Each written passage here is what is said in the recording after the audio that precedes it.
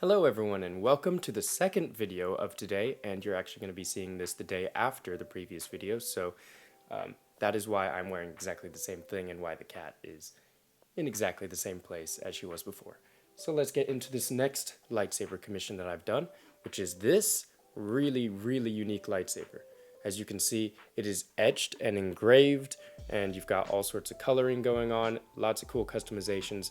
This is the KR Flagship, the aluminum version, and I believe it was etched and detailed by Vaults of Valhalla. I've heard about his work before. I've never gotten to see them in person or see anything he's done in person, and as you can tell, it is just absolutely superb. I'll give you a closer look a little bit later once we get to the actual showing off of the install. So let me just go into this real quick. This is for a guy that I believe this was a gift to him from his father, so I'm very excited to bring this thing to life. I did a couple special things that I normally don't do for customers that I'll be able to show off later today. Well, later in the next couple seconds, really. This is installed with the Proffie v3.9, and it's got a lit button. It's also got an auxiliary button, and I believe it's got a 28mm speaker. But in any case, he sent this to me along with a blade to install, which I have never done for a customer before, and as a matter of fact, I've only ever made one other blade before, which is why I don't typically offer installations of blades. But I did that for him today, not today, it was a couple days ago or whatever, but now that I can speak, I'm making this video. But I did add a couple extra things I'll show you real quick, and I guess that's all I have to say about it, so let's get right into it. Okay, so I'm going to start this from a close look, and then I'll move the camera up so I can show off the blade. But for now, let's go over this lightsaber and show off everything really cool about it as I move my microphone here. As you can see, this is a mixture of Harry Potter and Star Wars, specifically Slytherin. Oh, the blade retention screw just came out, because there's no blade plug in here, so let me just put this guy back in. There we go. So let's have a close look at all these engravings here. At the pommel, got a mix of Star Wars and Slytherin. That looks like a llama or a deer or something. Maybe it's a Patronus of some kind. Okay, yeah, they're doe. So this is actually, I imagine, a Snape specific Slytherin hilt. Because if I remember correctly from the Harry Potter series, Snape's Patronus is a doe. So that's probably why that is there. So we've got the engravings at the pommel, engravings here. You've got the Slytherin house crest. You've got all the Star Wars related things here. It's really nice. I'll need to get something etched by Vaults of Valhalla sometime down the line. Move up to the button section. And the shrouds are quite interesting. Out of focus here. I think that's the Death Eater mark. Please correct me if I'm wrong on any of these things. I am not well versed in a lot of the different names for everything. And that concludes the overview of the hilt itself. What I think is really neat is these retention screws here are held together. They've got like a anodized red housing to it, which is pretty neat. Really adds to the color. I like the green, red, and silver and black theme that's going on here. And then of course we have the specific shrouds that are the pointy ones, because I know KR Sabers offers a few different shroud variations, and this is one of them. It's very cool to see. So not only is this the first time that I've seen a flagship in person, it's also the first time I've ever seen the Vaults of Valhalla etching, which is really cool. Now, let me go over this before the blade. I guess I'll do the blade before I put it in, and I'll just do everything hilt related now. So, as you can see, I've got the black lit pixel button. It's not a pixel button, it's actually just an LED button. All the parts were sent in by the customer, the hilt, the electronics, everything else. This auxiliary switch, as you can see, is quite tall. This is the button that was sent. It's like a 6mm black auxiliary button. It's a momentary tactile switch. I do have one to show off. If I just take that out real quick. This is just one that I have sitting around extra from one of my builds that I did. So it looks almost exactly like this. If it'll focus. You can kind of see it there. In any case, it's got that big square body and the tall housing for the button, whatever that is, the tall pillar thing. Now, I did have to do a little bit of research to figure out how to get it to work, because the hole that was here for the auxiliary switch wasn't big enough for this, yet the DIY kit says that they all fit this button. So I've watched KR Saber's video on his YouTube channel, and he said that it's basically just a guide, like a tap guide hole that's right there. So luckily, for one of the other projects that I did, I got a drill tap thing, or screw tap mini kit thing, this here. So I just worked my way up. I started probably somewhere around here and worked my way up to slowly open up the hole to be big enough to fit the auxiliary switch. And in the end, I also sanded it down with a little bit of a file that I have, like a circle cylindrical file thing. Just filed it down and it works perfectly. So as you can see, it sticks out, clicks really, really nice. And then, yeah, that's pretty much all I had to do in order to make that work. This is a very interesting install, because this, similar to the last one that I did, the last lightsaber that I made, it's a non-removable chassis. I also greased the threads with some, I don't know if you can call it grease, but it's the WD-40. I just used that on all the threads in order to make it thread much, much nicer, because before it was really, really noisy. But it's all nice and fixed now. So, let's take a look here at the chassis. It's a non-removable chassis. In order to install this thing, you start from the top. You do the NeoPixel connector, which is super deep in there. This has an insane blade depth, so if you wanted to use this for dueling or something, it'd be perfect. But I don't imagine you would, considering it's, how beautiful this hilt is. But the NeoPixel connector is housed right here at the base of this big emitter section, and it's being held in by this set screw. It's held in super tight, so it's not going anywhere, and then the wires go down here, and then you have to wire up the button on its own, and then you wire up this button on its own. And then in order to put the chassis in, I found that you have to put in the auxiliary switch first. So you put it in by hand, hold it there, and then you slide the chassis in, and then it sort of sits on a little bit of a ledge. And then that's what causes this. So it's not glued in place or anything, it's actually being held in place by the chassis itself.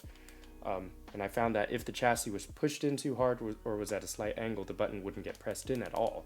So I had to be very careful when installing this. So you push it in, this is locked in place, this is already screwed in, and then you put the button in its little circle of the chassis, and that's what holds it all together.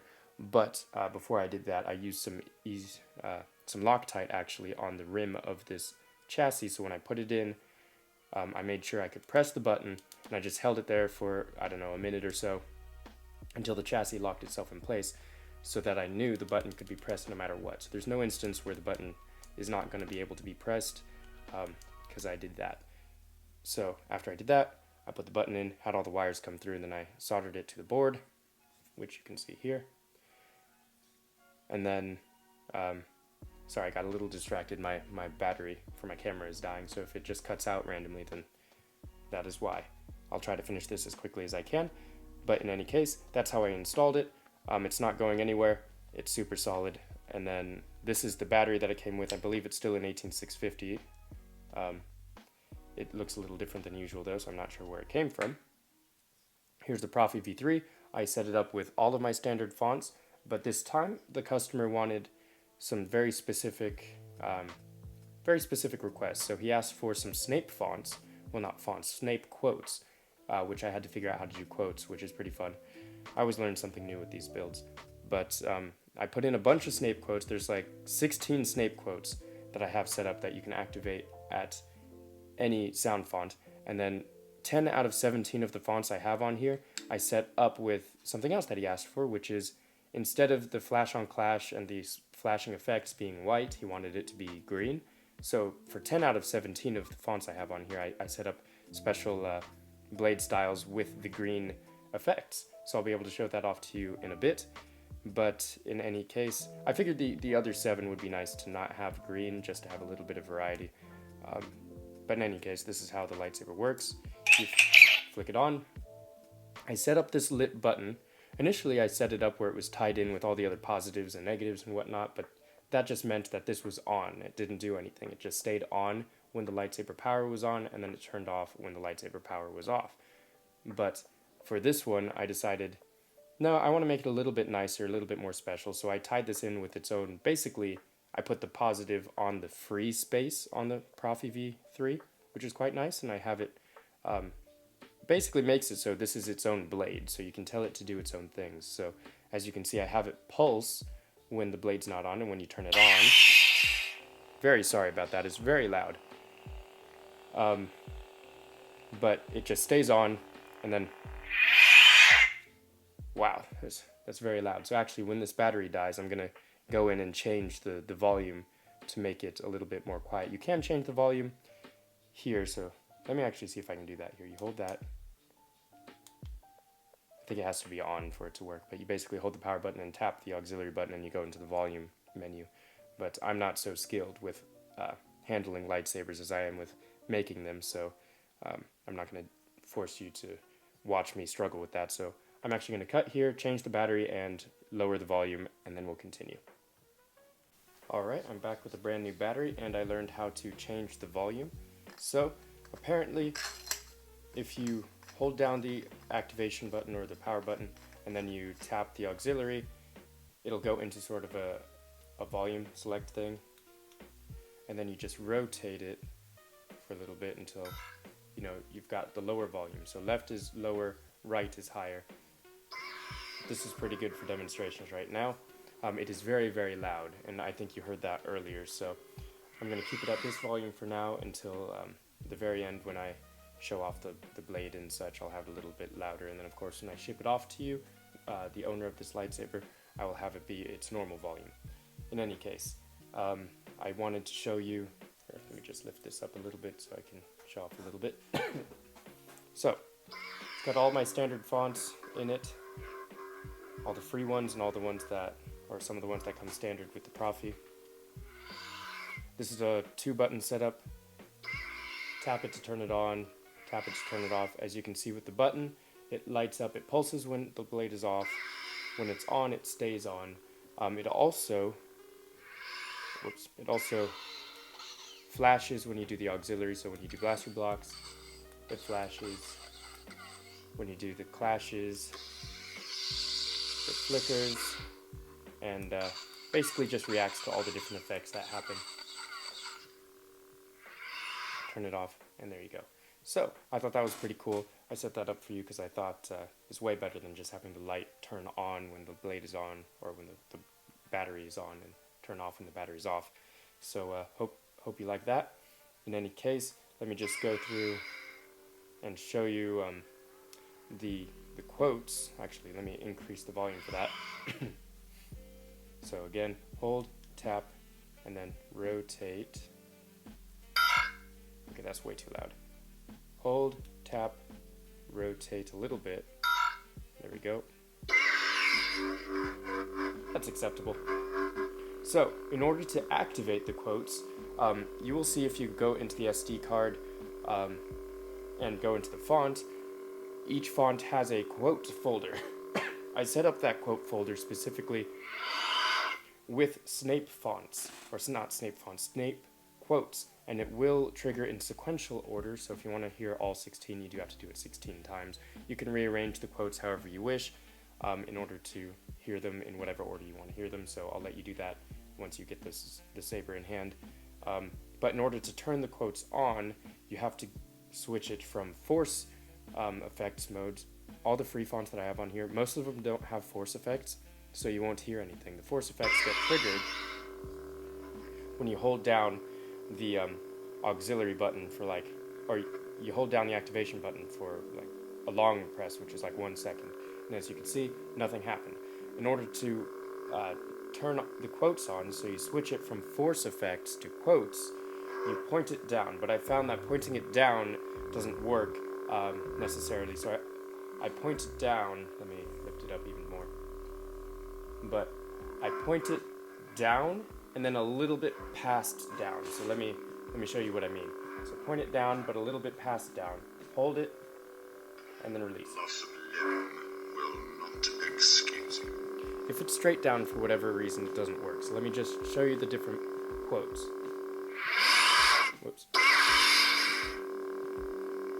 Don't lie to me. Clearly, fame isn't everything. Go on. No one.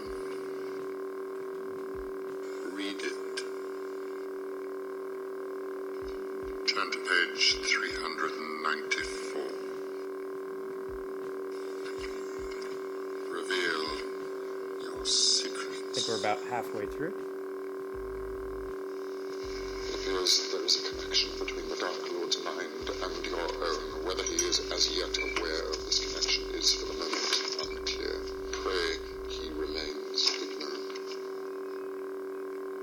Are you incapable of restraining yourself, or do you take pride in being an insufferable know-it-all? If we are to truly discover the meaning of these events, perhaps we should, for the time being, let them unfold. Well, Lupin, out for a little walk in the moonlight. In these lessons, I will attempt to penetrate your mind. You will attempt to resist. Prepare yourself. Then I suggest you take extra care, Mr. Potter. Used properly, the power of our clemency will help shield you from access or influence. There will be no foolish wand-waving or silly incantations in this class. I think that's the last one here. Loss of limb. Yep, and we're back to the beginning. Excuse you. So that's 16 Snape fonts that I set up for you. I found them online. They're like little voice quotes of some of Snape's best quotes. So if you want to get rid of some, go ahead and go in, listen to them, delete them. But I have these set up for every single sound font.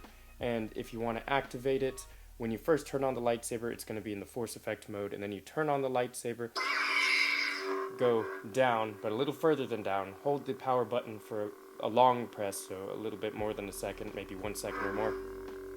And then it'll switch to quotes mode, which will be active the entirety of your, I guess, swing session or lightsaber session here, where it's all on. So, let me put in a blade and show you. Well, let me show off the blade first, and then let me show you the different effects that I have set up for the blades, like you asked. So, let me stand up here. I've got to move some cables around. Alright, let's stand up. There we go. I have a very cool new setup for my camera. I'll show it off to you guys one day, but I've been changing around my different tripods and whatnot, and just now I have it attached to an arm. It was actually my microphone arm, and I attached it to it, and now it's the most brilliant setup I've had yet, and it makes my life really, really, really easy when filming these things. But in any case, this is the blade that I built. So, this was the KR Saber's KR Pixel Stick, basically blade kit that you can find on the Saber Armory. It comes with the trans-white blade tube, the polycarbonate trans-white blade tube, and the trans-white polycarbonate tip. It also has the clear pixel connector, the blade side pixel connector holder, and the blade side pixel connector. And then of course it's got the foam and a blade diffuser sort of film, blade diffusing film, which is really cool because that I don't think he had that when I made my blade, because I've made one blade before. I made it with a clear tube. I really like how those come out, and since this thing came out so well, I might get more into blade making. But in any case, trans-white tube, and then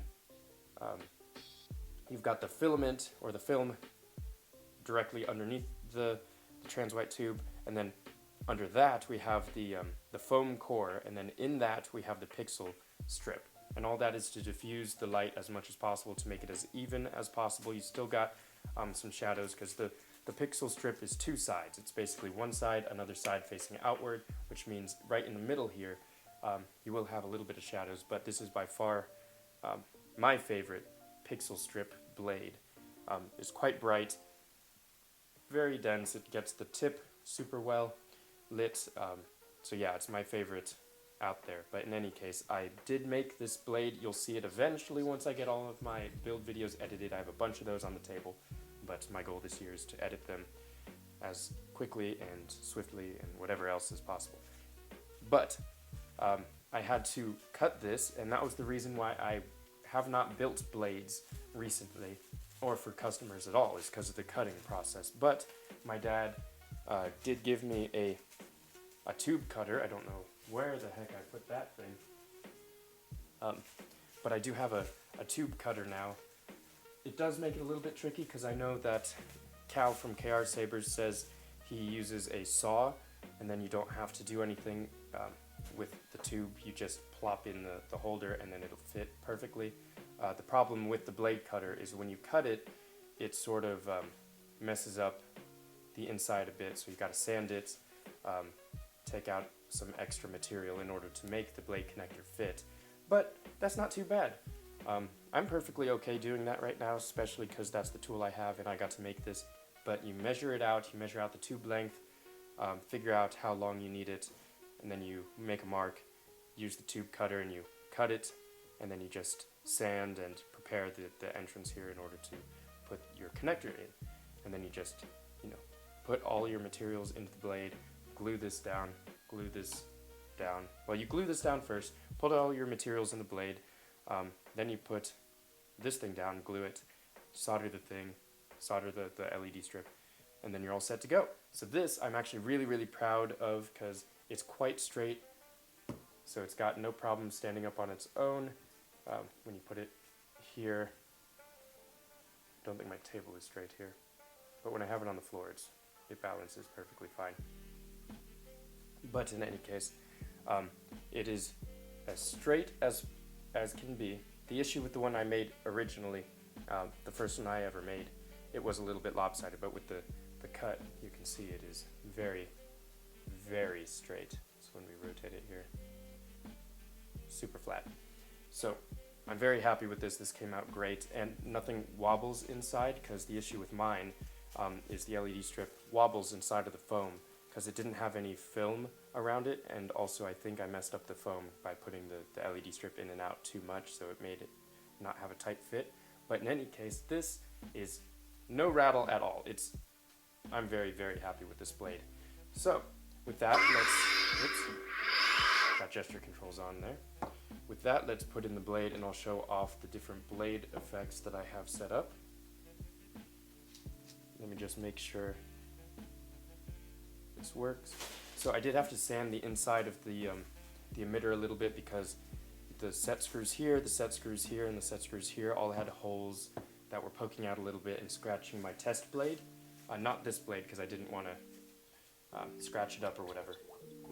So I put in actually the extra tube that I had after cutting it off. I put that in and out in order to test to see if it left any scratches, and it did, so I sanded down the inside of the emitter in order to make sure that it doesn't scratch it up. So, gesture controls. Let me tighten this down,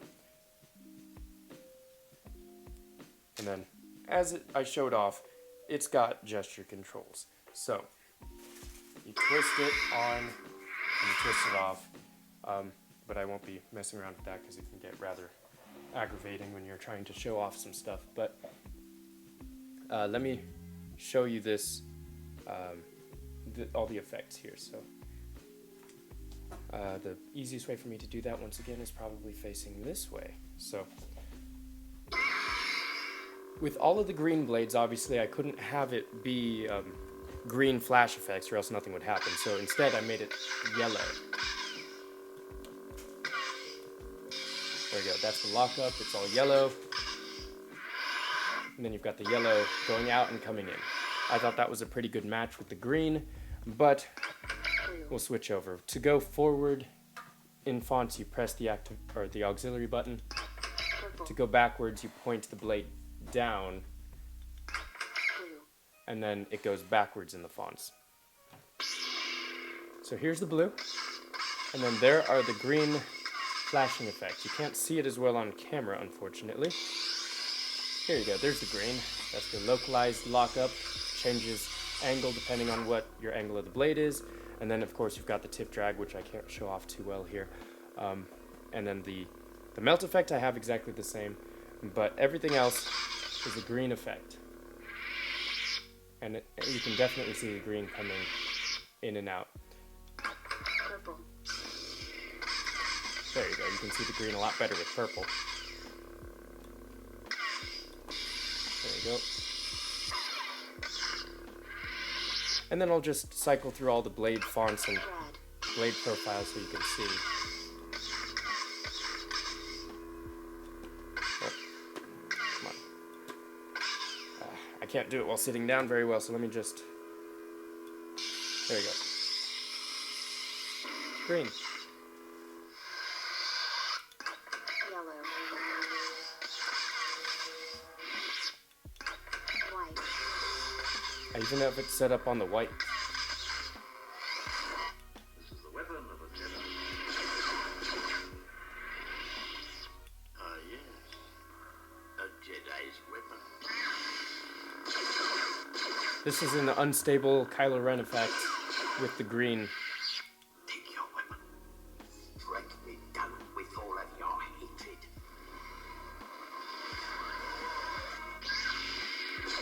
Of course, this is green again, so we've got yellow effects.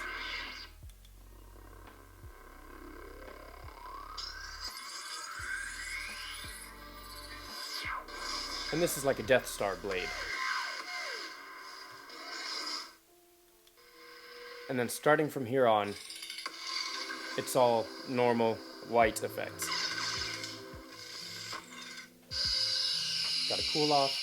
And something really neat about this lightsaber is the shine through effect in the emitter shrouds. You can see it here. I find your lack of faith disturbing. You can see the light just shining through. It's really, really cool.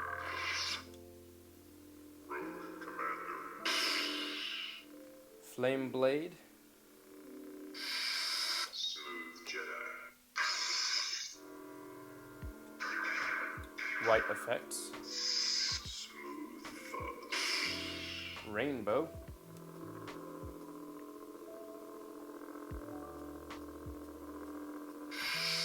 Smooth gray.